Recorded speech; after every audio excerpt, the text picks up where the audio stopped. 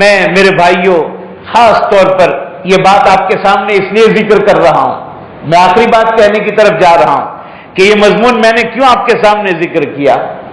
ایک لمبے زمانے سے ہمارے بچے مکتب سے دور ہو چکے ہیں، کافی وقت ہو چکا۔ ہاں یقیناً کئی جگہوں پر تعلیم ہوتی ہوگی، لیکن ایک کافی عرصہ ایسا گزرا کہ جس میں مدرسے بند رہے اور بچے مکتب سے دور رہے۔ کہیں ایسا نہ ہو کہ یہ بچے ان پریشانیوں میں بالکل منقطع ہو جائیں مکتب سے اور قرآن سے اور قرآن کی تعلیم سے۔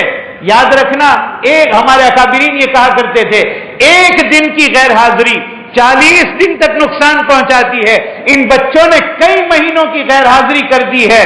اس لیے میرے بھائیوں اب بھی وقت ہے، اگر ہمارے پاس یہ معاملات ہے، یہ حادثات ہے کہ ہمارے بچے مکتب نہیں جا پا رہے ہیں، ہو سکتا ہے مکتب جاتے ہوں، اللہ کرے کہ یہ سارا نظام درست ہو جائے، لیکن اگر آگے بھی ایسے حالات آئیں کہ مکتب میں بچہ نہ جانے لگے، تکلیف آ جائے، پریشانی آ جائے، تو اللہ کے واسطے گھر گھر کو مکتب بنا دینا، لیکن بچوں کو قرآنی تعلیم سے دور مت ہونے دینا۔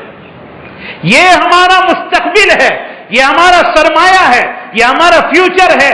آج اگر یہ منقطع ہو گئے تو آنے والی نسلیں قرآن سے بالکل کٹ جائے گی۔ اس لیے اللہ کے واسطے ان بچوں کو قرآن کی تعلیم سے دور مت ہونے دینا، مکتب کی تعلیم سے دور مت ہونے دینا۔ یہ مکتب کی تعلیم یہ بنیاد ہے، یہ اگر مضبوط رہی تو بڑھاپے تک یہ مضبوط رہے گا۔ جب آدمی کوئی مکان تعمیر کرتا ہے تو آپ نے وہ معمار کو دیکھا ہوگا کہ وہ جب فاؤنڈیشن تیار کرتا ہے، بنیاد تیار کرتا ہے، تو اس کے پیچھے کافی محنت لگتی ہے اور اس میں بہت محنت اور بڑا مال اس کے اندر رکھا جاتا ہے، بڑی سیمنٹ کا استعمال ہوتا ہے، سلیے کا استعمال ہوتا ہے اور بالکل اس کو ہموار کر دیا جاتا ہے۔ خشت اول چون نہد معمار کج تا سریا می روت دیوار کج۔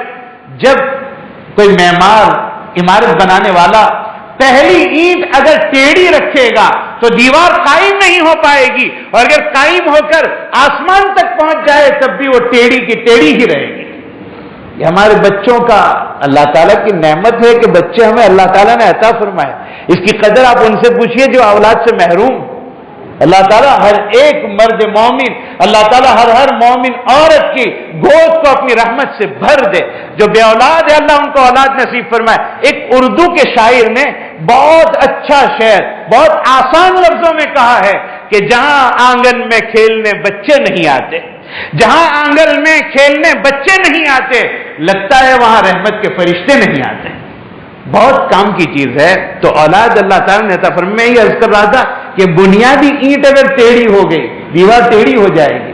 ہمارے بچوں کی یہ بنیادی تعلیم، مکتب کی تعلیم، یہ بنیادی اینٹ ہے، کہیں یہ ٹیڑھی نہ ہو جائے، کہیں یہ کمزور نہ رہ جائے۔ میرے بھائیوں، بڑے ہونے کے بعد دارالعلوم میں بچہ پہنچتا ہے، باقی علوم حاصل کرتا ہے، وہ ہر ایک کے لیے فرض نہیں ہے، لیکن مکتب میں جو احکام سکھائے جاتے ہیں، جو باتیں سکھائی جاتی ہیں، وہ زندگی بھر کے لیے سکھائی جاتی ہے، وہ ہر ایک کے لیے ضروری ہوتا ہے۔ قرآن کا سیکھنا، قرآن کا پڑھنا اور ان بنیادی چیزوں کا حاصل کرنا یہ ہر ایک کے لیے ضروری ہوتا ہے۔ اس لیے اس کو یہ نہیں سوچ سکتے ہیں کہ چلو ابھی مدرسہ بند ہے یا ابھی لاک ڈاؤن ہے یا ابھی چند دنوں کے لیے یہ مسئلہ ہوا ہے، ایک لمحے کے لیے بھی انہیں دور نہ کیا جائے، روزانہ کا ایک معمول بنا لیا جائے۔ ہمیں خود آتا ہے، ہم خود پڑھائیں اپنے بچوں کو، نہیں آتا ہے ہم اپنے علماء سے ملاقات کریں، انہیں منت سماجت کریں کہ وہ وقت فارغ کریں ہمارے بچوں کے لیے، کچھ وقت فارغ کر کے کچھ چیزیں وہ سکھا دیا کرے۔ اللہ کے واسطے ان بچوں کا خیال رکھنا، ان بچوں کا خیال رکھنا، کہیں یہ منقطع نہ ہو جائے، کہیں یہ دور نہ ہو جائے، ورنہ آنے والی نسلوں میں بڑی پریشانیاں۔ انہیں مسجد کے کاموں سے آباد کیا جائے، انہیں مسجد کے کاموں سے باخبر کیا جائے، ان بچوں کو مسجد میں لایا جائے، ان بچوں کو نماز میں حاضر کیا جائے۔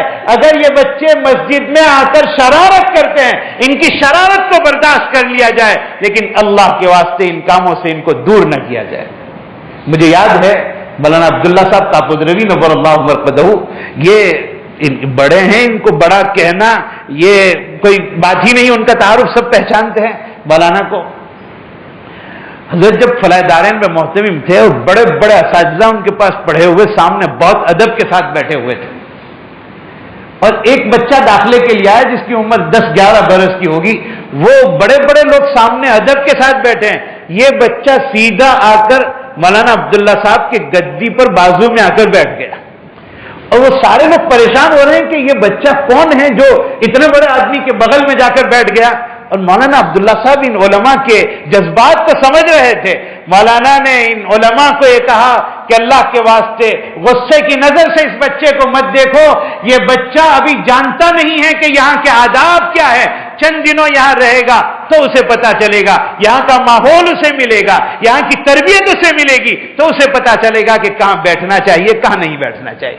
ہمارے بچے اگر مسجد میں آتے ہیں اور وہ آج مسجد کے آداب سے بے خبر ہیں، یہ بڑے ہو جائیں گے تو پھر ان کو پتا چلے گا کہ مسجد میں ادب کے ساتھ آنا چاہیے، احترام کے ساتھ آنا چاہیے۔ لیکن اگر بچپن سے منقطع ہو گئے تو پھر بڑھاپے تک یاد رہے گا کہ ہمیں تو ڈانٹ کر نکال دیا گیا تھا مسجد سے، اب نہیں جانا ہے۔ میرے بھائیوں، اولاد کی صحیح تربیت کرو۔ اللہ رب العزت ہمیں اولاد کو سمجھنے کی توفیق عطا فرمائے، اولاد کی قدر کرنے کی توفیق عطا فرمائے۔ میں آخر میں یہ بات کہتا ہوں، ہمارے اکابرین میں جتنے لوگ بڑے ہوئے ہیں، جتنے لوگ بڑے بنے ہیں، ان بڑوں کے پیچھے ان کے ماں باپ کا ہاتھ رہا ہے، اور ان کے ماں باپ کی آہ سحر خیزی یعنی راتوں میں بیدار ہو کر دعاؤں نے رنگ پیدا کیا ہے۔ آپ کو اگر شک ہو اور یقین نہ آ رہا ہو، شیخ الحدیث مولانا زکریا صاحب رحمۃ اللہ علیہ کی کتاب آپ بیتی کا مطالعہ کیجئے، حضرت نے اپنے پورے بچپن کو اس میں ذکر کیا ہے کہ میرے ماں باپ نے میری کیسے تربیت کی۔ میرے بھائیوں، یہ ایک لمبی داستان ہے، لمبا مضمون ہے۔ اللہ رب العزت ہماری اس مل بیٹھنے کو قبول فرمائیں، ہمیں اللہ توفیق عطا فرمائیں کہ ہم اپنی اولاد کو اللہ کی بڑی نعمت سمجھیں، اور لمحہ لمحہ اللہ تعالی ہمیں ان کی قدر کرنے کی اور ان کی تربیت کرنے کی ہمیں توفیق